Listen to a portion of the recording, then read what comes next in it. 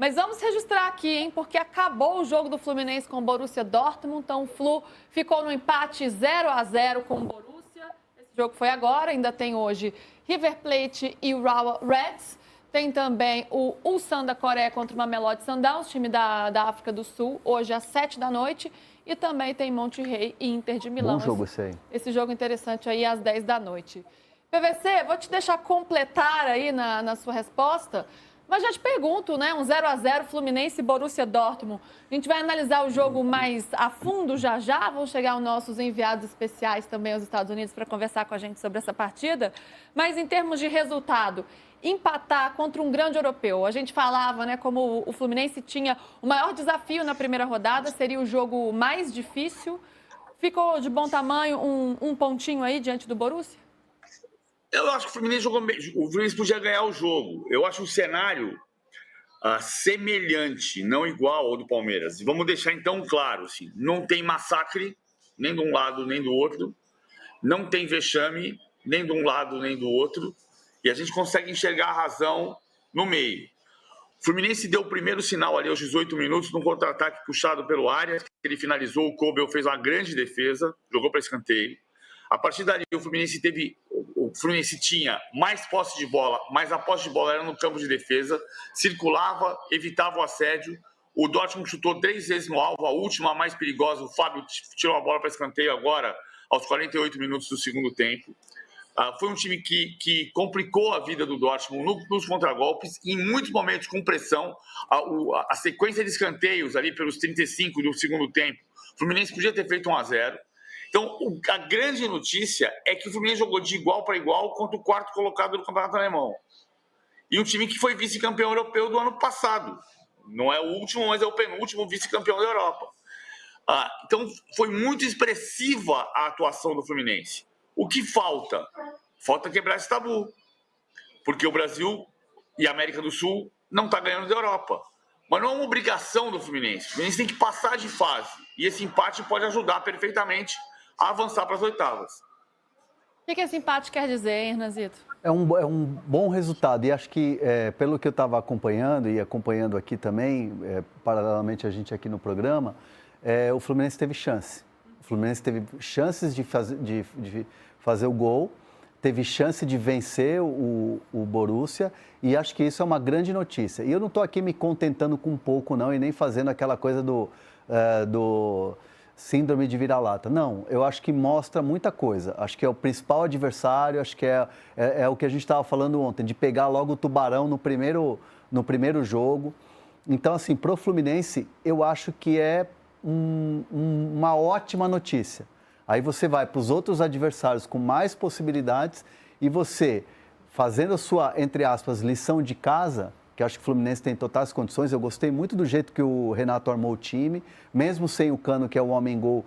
É um time bastante de transições, é um time de bastante velocidade, vindo pelos lados do campo. Acho que é um time cascudo, é um time experiente. O Fluminense, talvez dos times brasileiros, é o que menos a gente colocou expectativa. Apesar das prévias a gente colocar, não, é Borussia e Fluminense, muito em função dos adversários. Mas acho que talvez como time brasileiro de expectativa, talvez a gente tenha colocado menos expectativa no Fluminense. E eu acho que essa resposta é uma resposta boa. Você sair de jogo contra um Borussia, num 0-0, num empate, mas com possibilidades de ter vencido, para mim está ótimo. Até pelo momento da temporada que o Fluminense vinha passando, né? Entre os postulantes, aí, os que estão disputando o Mundial de Clubes, não era o time brasileiro que estava entre os mais tarimbados, aí, como Palmeiras, como Flamengo. O Botafogo, no momento de reformulação, é verdade, mas ainda assim vem de um título na Libertadores. Sim. E um título brasileiro. E o Fluminense vinha de um ano muito ruim no ano passado, né? Então, tinha uma expectativa menor e ainda mais diante de um confronto contra um adversário tido como superior em relação aos que os outros brasileiros enfrentaram. Claro que é uma ótima notícia. E assim, você pega o Botafogo, vendeu o Igor Jesus, mas trouxe o Arthur Cabral pagando 15 milhões de euros do Benfica. O Igor Jesus ainda está jogando, fez gol na estreia. O Montoro veio com uma grande expectativa do futebol argentino. Então, o Botafogo fez movimentos que você coloca o Botafogo no Mundial numa prateleira diferente e já o trabalho que vem sendo desenvolvido. Agora o Fluminense não, o Fluminense vinha daquela coisa de tipo, tentamos o Neymar, falamos com o staff do Cristiano Ronaldo, e aí contratou o Soteldo, e o Soteldo só pode ir na segunda fase porque veio machucado. Então você olhou para o Fluminense com desconfiança. Acho que essa é uma resposta tremenda que o time dá. Isso é interessante. PVC, quero te ouvir sobre o jogo, né? A gente acompanhou bem o primeiro tempo, o segundo tempo, PVC ali é aqui um olho no peixe, outro no gato, né? PVC, a gente viu um Fluminense dominante, né? No primeiro tempo ali teve boas oportunidades e ao longo do jogo produziu mais do que o Borussia, teve mais oportunidades, em alguns momentos colocou até o Borussia na roda. O Arias jogando muito, eu posso falar pelo primeiro tempo, que esse eu observei com cuidado, como ele tem uma leitura de jogo, como ele se movimenta, como ele cria oportunidades. E o time teve chances com o Everaldo, o Canóbio também participando. Em que o Fluminense foi superior e por pouco não levou os 3 pontos nessa partida contra o Borussia? Eu acho que foi superior em estratégia. Isso que o Hernan falou. O Renato não é o técnico que vai ter a revolução do futebol do planeta, mas ele vai fazer uma marcação por encaixe muito detalhada. Por isso ele fez esse 4-3-3 para encaixar. Embora o Borussia jogue 3-4-2-1 e defende 5-4-1, ele faz um encaixe fazendo Martinelli, Hércules e Nonato, e ele puxa o Arias com liberdade para circular, mas quando defende ele faz um 4-1-4-1 e espreme o Borussia Dortmund. Eu entendi que o Borussia teve menos posse de bola, mas o Borussia teve mais ocupação do espaço no ataque. E o Fluminense usou o espaço a seu favor, do primeiro contragolpe do Arias até o final do jogo. Pressão do Borussia, a última defesa do Fábio, que foi uma defesa importantíssima já nos acréscimos, mas assim, o Fluminense não foi dominante territorialmente como o Flamengo foi ontem. Mas o Fluminense foi mais perigoso do que o Borussia. E esse é o ponto central. Pela estratégia, pela marcação por encaixe que o Renato gosta de fazer e pela capacidade de usar o espaço a favor para impor perigo ao Kobel em saídas rápidas. A gente está acompanhando aqui o que o Renato falou ali na saída do campo. Ele falou uma grande partida, ou na coletiva, o Renato disse, grande partida, merecíamos ter vencido. Futebol é assim mesmo. Importante que estreamos bem, isso nos dá confiança para o próximo jogo. E o Arias levou aí o prêmio de melhor do jogo, realmente foi muito bem, mas outros destaques individuais também apareceram, como o Hércules, o Canóbio também, a defesa também se postou muito bem. Ó, quem aparece aqui para falar com a gente, Danilo Lavieri, que está acompanhando a partida. Danilo, tudo bem? Boa tarde para você. Conta como é que você viu essa vitória, não? Esse empate poderia ter sido uma vitória pelo desempenho, mas esse 0-0 do Fluminense com o Borussia. Boa tarde. Pois é, boa tarde. Estou aqui direto da sala de imprensa aqui do MetLife Stadium, onde teve o jogo. Eu fiquei muito bem impressionado pelo Fluminense. O Fluminense foi melhor para mim. Foi assim, acho que o brasileiro, comparando a dificuldade do adversário, foi o brasileiro que teve o melhor futebol, né? O Flamengo e o Botafogo venceram, mas com adversários mais frágeis, né? O Fluminense realmente impôs. Eu diria que a gente tem aquele ditado no Brasil de jogar de igual para igual, a brincadeira da resenha de troféu, jogou de igual para igual, mas o Fluminense não, o Fluminense jogou melhor que o Borussia para mim. O Fábio fez uma defesa importante mesmo, como disse agora há pouquinho o PVC, mas eu fiquei realmente muito bem impressionado pelo Fluminense, pelo ritmo de jogo. O número 25 aqui, o Niklas Schul do Borussia Dortmund, o cara sofreu, cinturona dura, viu? Nossa Senhora. A única coisa que eu estou inconformado até agora é como o Everaldo não chutou aquela bola. O goleiro de costas correndo, a bola quicou na frente dele, fosse o atacante um pouquinho mais, não sei se a palavra é corajoso, um pouco mais, enfim, ele tinha chutado ali de fora, o goleiro estava fora, dava para ter feito gol de cobertura. Depois ele até foi bem, ele corrigiu o próprio erro de não ter chutado, passou para o Canóbio, aí o Canóbio recuou para o goleiro. Mas gostei muito, muito da apresentação do Fluminense, especialmente quando a gente coloca na balança o tamanho, o peso do adversário, que era o Borussia, né? Que tem, basicamente, por exemplo, o cara que dividiu ali a artilharia com o Rafinha na Champions League, fez gols pra caramba. Então, eu achei muito boa a apresentação do Fluminense e muito boa também a presença do torcedor do Fluminense. 35 mil pessoas praticamente, atrás só, entre os brasileiros, atrás só do Palmeiras, mas com uma festa muito numerosa, um barulho alto, bandeirinha, enfim, um apoio muito bonito também da torcida do Fluminense aqui no estádio, viu? Eu ia te perguntar justamente sobre o clima aí no estádio. A gente tem falado bastante sobre o público do Mundial, Danilo. Quero saber como é que foi a torcida. Mas antes, Hernan, por esse desempenho, pela dificuldade do adversário e até pela desconfiança que carregava esse Fluminense, como a gente está falando aqui agora, é um time que até surpreende de alguma forma a atuação que teve nessa estreia. Será que é um Fluminense que mostra um cartão de visitas que pode ir mais longe nesse Mundial? Será que dá para esperar algo a mais desse Fluminense? Depende muito do cruzamento, porque assim, esse empate prova que pode ficar na frente, né? Pode passar em primeiro. E aí no confronto tem que ver qual segundo ele pegaria, né? Então assim, acho que o Fluminense nas oitavas da competição já era meio que algo que a gente previa, né? Que já pelo grupo, né? Por ser um grupo mais tranquilo. Eu vejo assim que se o Fluminense passar das oitavas, aí eu acho que sim, traz essa coisa esse ar de novidade. Acho que até as oitavas a gente pode ficar tranquilo. O que seria surpresa nesse primeiro momento de passar para as oitavas é o grupo do Botafogo, né? O do Fluminense não, acho que está na conta ali passar para as oitavas. Tem que ver como é que vai ser o confronto depois disso. Aí acho que começa uma nova competição.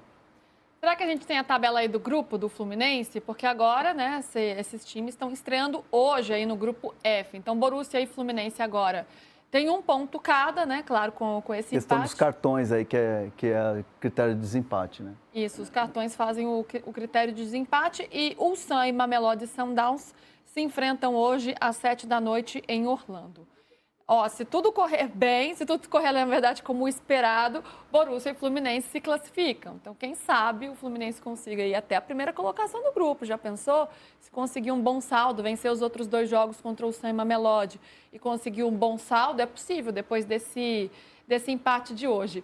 Vamos voltar lá para nosso programa aqui, sem ser a tela, que eu vou mostrar o simulador para a galera já entrar. A gente está falando de chaveamento, simulador aqui do meu lado, então vocês podem ir lá e brincar. PVC já participou da brincadeira, Hernanzito também. E hoje eu tô nessa fogueira, hein? Vão me colocar nesse simulador. Mas já que o campeonato andando é molezinha. Eu ganhei essa de lambuja aí. Depois... já tem um termômetro de como votar. O bom é que nem eu e o PVC fizemos, a seco. Não, deixa eu fazer uma confidência. André Hernan colocou o Atlético de Madrid na frente do PSG, tá, Nossa, gente? tomei uma escovada, meu irmão. Tomei uma escovada na internet que tá louco. Pois é. Não, hoje eu tô mais tranquila aí. Mas uma Só responsabilidade eu acredito no Cholo Simeone, cara. Pô, preciso parar de acreditar nele, cara. PVC, pensando nesse encaminhamento aí do Mundial, dá para pensar no Fluminense indo mais longe? É um time que surpreende? Ou é uma primeira rodada que é difícil dizer muito ainda? Não, eu acho que dá, porque o cruzamento é com o grupo da Internacional. E a Internacional está treinada por um técnico interino, que é o Kivo, né? O Simone Inzaghi estreia amanhã no Mundial como técnico do Al Hilal. O Simone Inzaghi era o técnico da Inter na final da Champions e estreia amanhã pelo Al Hilal. O Kivo, lateral, jogou como lateral, era zagueiro, mas jogou como lateral na final da Champions de 2010, em Madrid contra o Bayern, é o técnico interino da Internacional. E você tem um cruzamento que pode pegar River Plate, depende, o Monterrey pode aprontar. Vamos ver hoje Internacional e Monterrey, o que vai acontecer com o Monterrey. Eu acho que o grupo da Inter é muito aberto e o grupo do Fluminense também é. Porque o que é que diz que o Ulsan não pode aprontar? Não pode criar uma surpresa? A lógica é Borussia Dortmund e Fluminense. Tá bom. Mas pode acontecer do Ulsan fazer um grande torneio, uma Mamelodi mesmo. Então tem que esperar. Vamos ver os jogos de hoje. Eu acho possível o Fluminense ser primeiro do grupo e cruzar com o River, por exemplo. E aí é um confronto de Libertadores e pode passar e chegar nas quartas de final. Talvez seja o time com mais chance de chegar às quartas de final pelos cruzamentos das oitavas. Só que primeiro tem que passar de fase. Claro, tem que passar de fase. Mas se passar, e tudo indica, né? Pela estreia que a chance é grande. Grupo E tem a Inter de Milão, Monterrey, River Plate e o Urawa Reds, que esses times jogam hoje ainda. Então a gente também vai entender como está a temperatura e qual está o nível deste outro grupo. O River enfrenta o Urawa hoje às 4 da tarde, acabando aqui o de primeiro, e o Monterrey enfrenta a Inter de Milão. Então, se a Inter passa em primeiro, o Fluminense passa em segundo, pode pegar aí um River, como o PVC colocou, um confronto sul-americano, ou um time até mais frágil, Monterrey, Urawa Reds. Quem sabe chega nas quartas de final, hein? Acho que era o time que menos badalado, mas agora as chances aumentam. Ô Danilo, pelo que você acompanhou daí, dá para dizer... Seguramente não sei, porque o Botafogo venceu, o Flamengo também e o Fluminense não. Mas é claro que era um adversário muito mais difícil, muito mais complicado do que os rivais desses dois times. Dá para dizer que foi a melhor atuação de um brasileiro na estreia desse Mundial? Então, quando a gente pensa que eu defendo a tese que em Copa do Mundo, ansiedade de estreia, diferença do nível de enfrentamento com adversários diferentes, mesmo quando você pega um time que supostamente você é melhor, enfim, tem sempre uma questão na estreia, né? Não é à toa que todos os jogadores sempre falam como é difícil o primeiro jogo. Eu acho que é o primeiro jogo de uma Copa do Mundo, você tem que vencer. Então o Flamengo e o Botafogo fizeram o trabalho deles.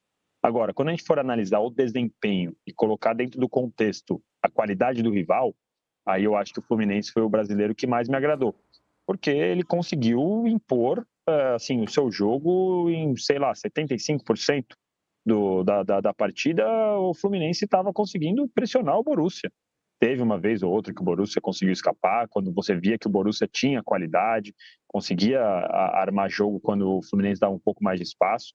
Mas o Fluminense foi superior boa parte e sofreu menos, né? Na comparação com o Palmeiras, que foi o outro brasileiro que pegou o europeu, o Porto conseguiu dar mais trabalho para o Palmeiras, né? O Borussia não conseguiu dar trabalho para o Fluminense, foi pouquíssimo, assim, eu esperava muito mais também. E no começo do jogo, eu estava na dúvida, eu fiquei na impressão se o Borussia estava pregado fisicamente ou se o Borussia não estava muito afim do jogo, porque a intensidade era muito diferente dos dois dentro de campo, muito diferente. Não sei se também podia ter sido o fator torcida, que o Fluminense estava se sentindo empurrado, porque, como eu disse, a torcida estava muito bem aqui no estádio, mas eu fiquei realmente surpreso. Depois o Borussia conseguiu segurar um pouco mais, deu uma diminuída no Fluminense, acho que aí o Fluminense também começou a administrar e pensar que talvez o resultado 0-0 poderia ser bom, né? Porque você, a partir do momento que o Fluminense deu uma empolgadinha, começou a dar um pouquinho mais de espaço para o Borussia aparecer. Então, acho que depois, no finalzinho, o Fluminense olhou e falou, quer saber? Vamos ficar com 0-0 aqui, que tá bom para todo mundo. E individualmente, Danilo, quem para você apareceu mais? Arias foi eleito o melhor em campo, né? Everaldo foi bem também, apesar de ter perdido ali a bola do jogo, foi bem também. Quem para você se sobressaiu?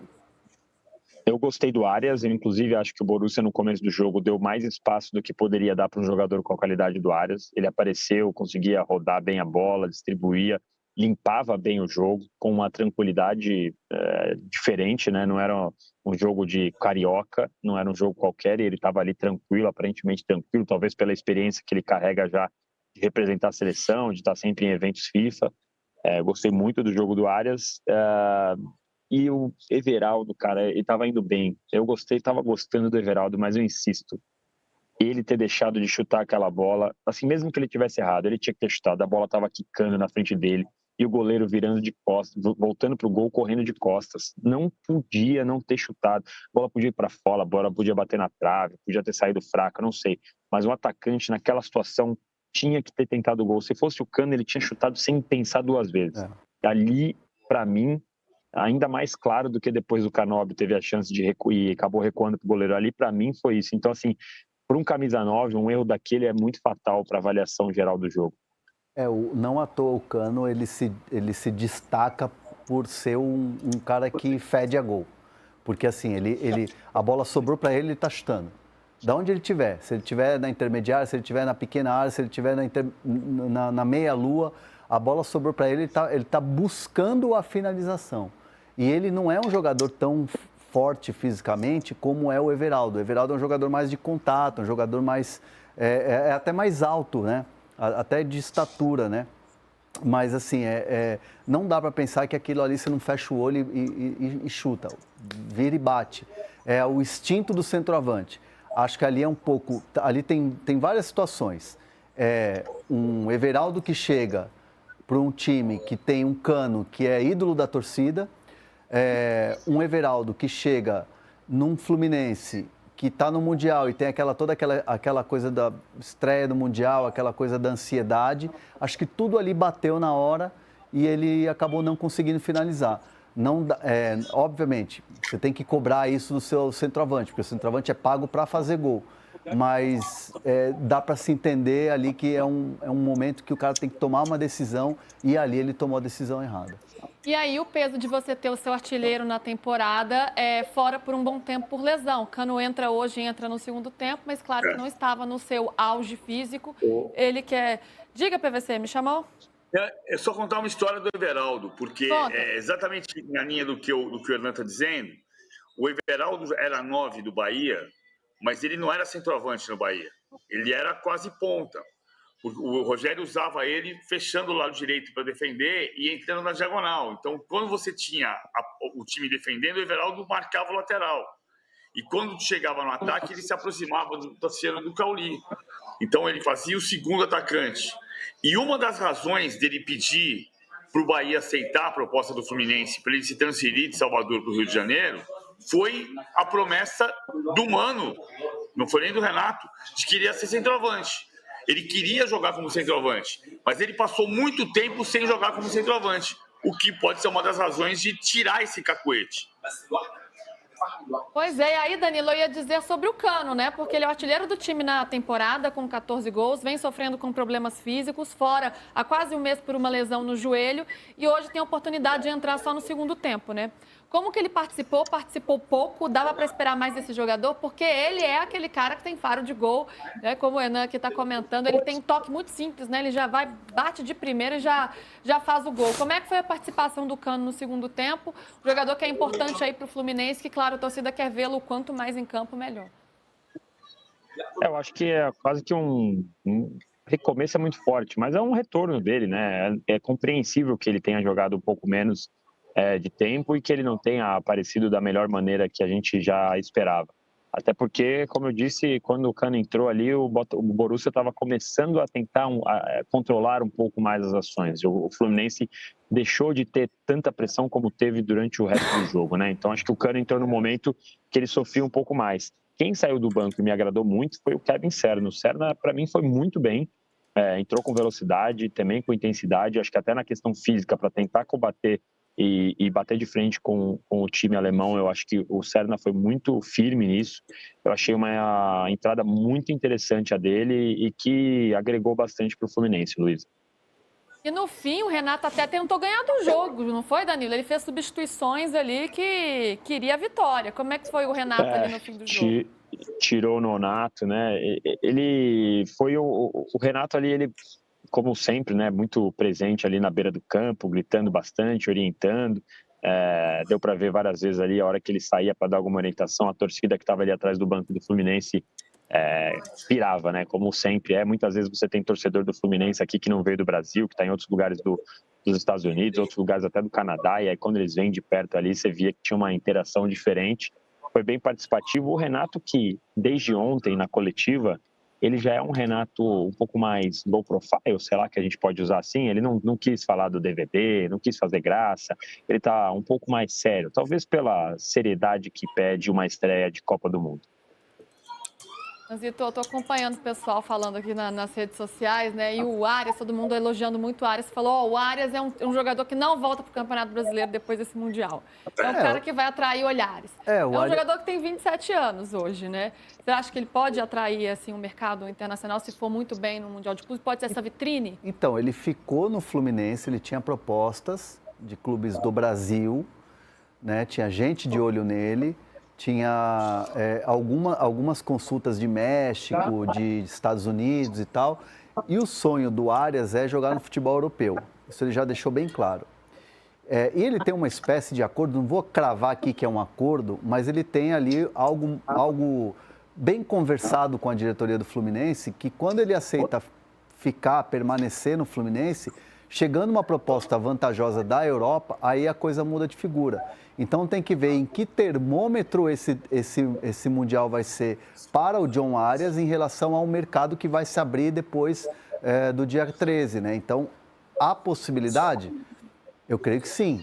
Ele é um jogador muito bem valorizado no mercado. É um jogador titular da seleção colombiana.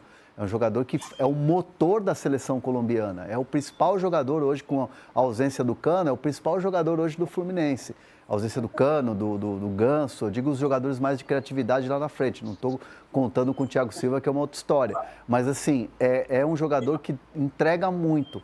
E entendo que se chegar uma proposta que for vantajosa para o jogador, ele tem o sonho de jogar no futebol europeu. É isso, então já fica aí uma preocupação para o torcedor do Fluminense, mas claro, o momento é de desfrutar, né? Desfrutar o Mundial, aliás, é uma palavra que a gente tem usado bastante, né? Aproveitar esse momento de estar no Mundial e John Arias ali fazendo toda a diferença para o Fluminense. Danilo, eu preciso te liberar porque você tem que pegar o metrô, é isso? Metrô? Danilo anda de metrô? É só em Nova York mesmo, né? Perrengue chique. Tem que estar em Nova York para ele andar de metrô, né? Eu não vejo o Danilo Lavieri no metrô de São Paulo, não. Ando de metrô em tudo quanto é lugar. O metrô é maravilhoso. Pena que o metrô de São Paulo não é tão bom quanto o metrô aqui de Nova York. Mas o metrô é muito bom. E em São Paulo aí, viu, Hernan? Depois, da próxima vez que a gente se encontrar na redação, eu te ensino o caminho até o metrô aí de São Paulo, porque eu sei que se tem uma coisa que você não pega, é metrô aí, viu? Mas eu tenho que ir daqui a pouco, porque o trem daqui, saindo aqui do estádio, ele não é um trem comum, não é um trem de rotina, é um trem específico para a operação do estádio. Então ele fica, acho que se eu não me engano, são 90 minutos, 2 horas depois do jogo. E aí eu vou encontrar o nosso guerreiro Bruno Braz, que está na zona mista, para voltarmos para Nova York também já. Mas foi sempre um prazer estar aqui com vocês. Quinta-feira estarei por aqui de novo no Palmeiras e Awali. Boa. Muito bem, Danilo. Então, boa volta para você. É só perrengue chique, nós aqui, Hernanzito. Só no café frio aqui. Cadê? O café tá quente. Tá quente. Boa. Sexta-feira eu tô aí, viu, PVC? Me aguarda sexta-feira, tá bom? Vixe, vai acabar o estoque de cerveja de Nova York. Vixe, não vai ter cerveja pra esse Tem que povo. fazer o check-in do jogo de segunda-feira. Vamos ter que disputar o check-in para ver todo mundo que tem lugar no estádio e quem é que não tem lugar no Observer City, no meio da torcida. Vai no meio da torcida. Vai dar tudo certo. Se tiver aqui no meio da torcida, a gente tira no paroim para quem faz esse esforço aí. Ai, beijo, Danilo. Bom trabalho, boa volta Tchau. aí.